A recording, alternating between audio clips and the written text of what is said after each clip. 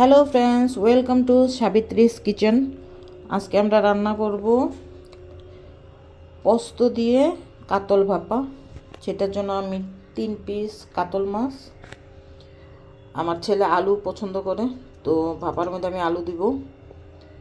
এদিকে সবসময় তো আর ওই লাউ পাতা কুমড়া পাতা পাওয়া যায় না, তাই আজকে আমি লাই সর্ষা দিয়ে ভাপাটা করব।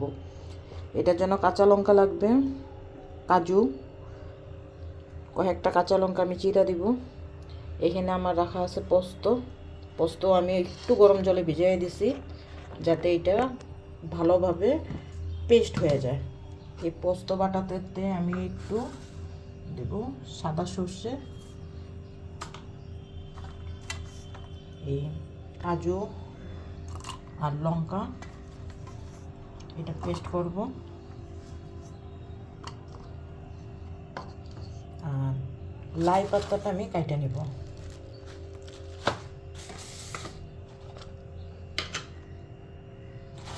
লাই পাতাটা যখন কাটবো, এটাতে একটা প্রসেস আছে। লাই পাতাটা যেহেতু আমি এটা কুকারে করব, তো লাই পাতাটা আমি মিডিলে একটা চির দিব। মিডিলে একটা চির দিব আর এইভাবে একটা চির দিব, মানে একটা লাই পাতা আমি 3 পিস করব। আমি দেখাচ্ছি। ঠিক এই যে এইটা একটা ভাগ হয়ে গেল, আর এটা 2 ফালা হয়ে গেল। বড় বড় কিছুটা দেখতে ওই কলা পাতার মতো লাগবে। যাই হোক, এইগুলো সব লাই পাতাগুলো কেটে আমি জলে ভিজিয়ে রাখবো।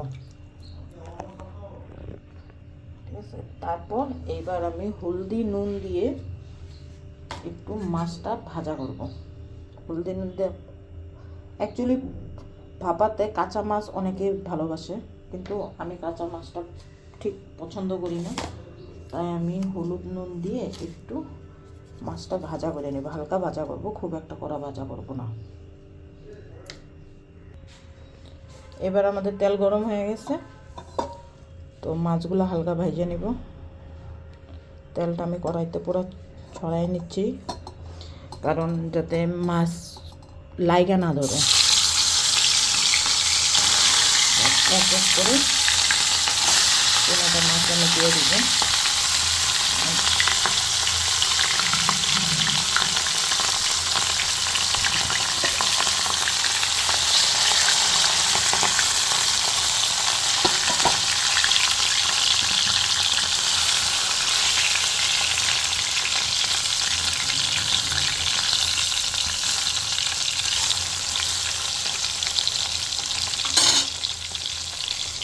এখন এই প্লেটে আলুগুলো, এগুলো একটু হলদি নুন মাখায় ভেজে নেব। বাস এটাতেই হলদি নুন যাবে, আর অন্য কিছুতে হলদি দিব না, হলদি এক্সট্রাভাবে দিব না, কারণ পোস্ত ভাপাটা একটু হোয়াইট কালার হলে ভালো লাগে। বা যে লাফা পাতাগুলো কাটা ছিল, ওদিকে মাছ ভাপা হতে হতে, মাছটা ভাজা হতে হতে আমি এই কেটে রাখা লাফা পাতাগুলো ধরায় নেব।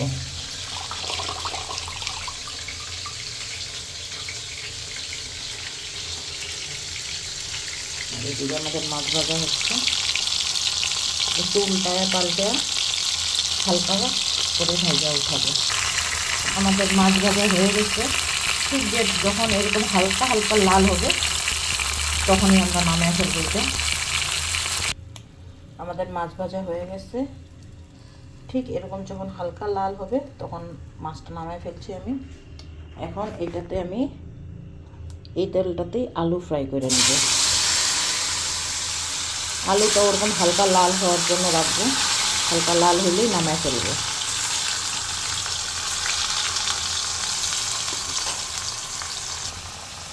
আলুটা আমাদের হালকা হালকা রং হয়ে গেছে,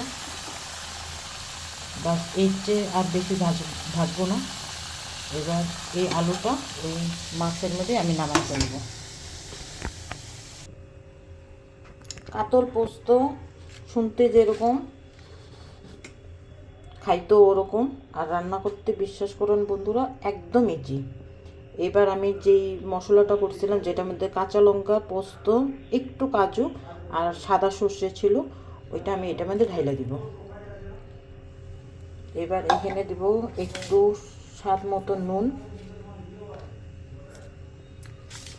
একটু চিনি মাস্ট দিতে হবে যাতে মশলাটা ব্যালেন্স থাকে, আর দিতে হবে খানিকটা সরষের তেল।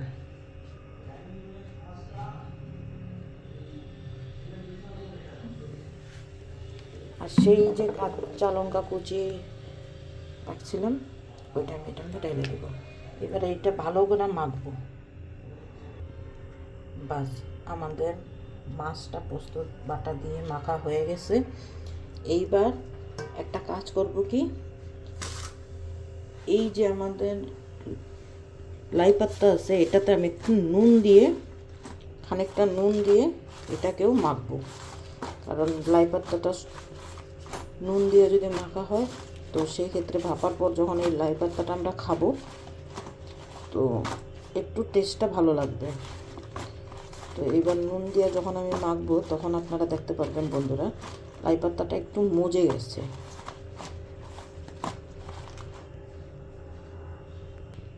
এবার লাই পাত্তা, মাছ সব রেডি। এবার আমরা এটাকে কুকারে দেওয়ার জন্য রেডি করব। ফার্স্ট একটা লাই পাত্তা নেব এইভাবে, তারপর একটা ডান্ডাওয়ালা লাই পাত্তা নেব এইভাবে।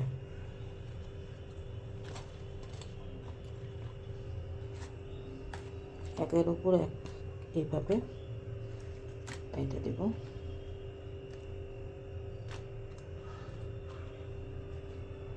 বাস, এবার মাছগুলো এইভাবে সাজিয়ে দেব।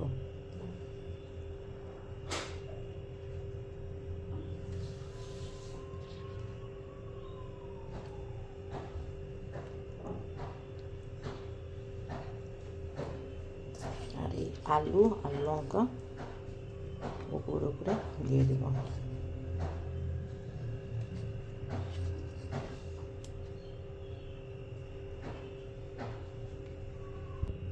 ঠিক এইভাবে লাই পাত্তাটা উপরে মাছগুলো দেওয়ার পর আমরা এইটা কুকারে বসাই দেব। ননস্টিকের কুকার হলে ভালো হয়। তো কুকারের মধ্যে আগে আমরা একটু কাঁচা সরষের তেল দিয়ে নিব, যাতে লাই পাত্তাটা লেগে না ধরে। তারপর এটাতে এইভাবে লাই পাতাগুলো বিছাই দেব।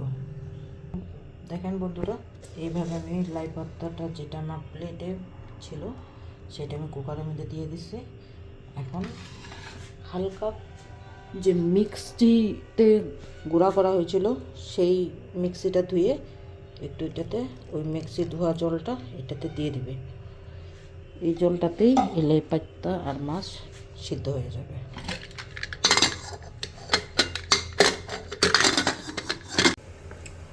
আমাদের কুকার 3টা সিটি পড়ে গেছে। এইবার কুকারটা খুলবো, খুলে দেখবো মাছ ভাপাটা কিরকম হলো।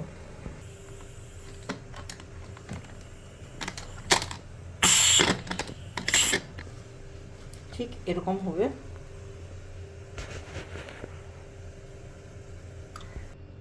দেখুন বন্ধুরা, আমাদের কাতল ভাপা হয়ে গেছে।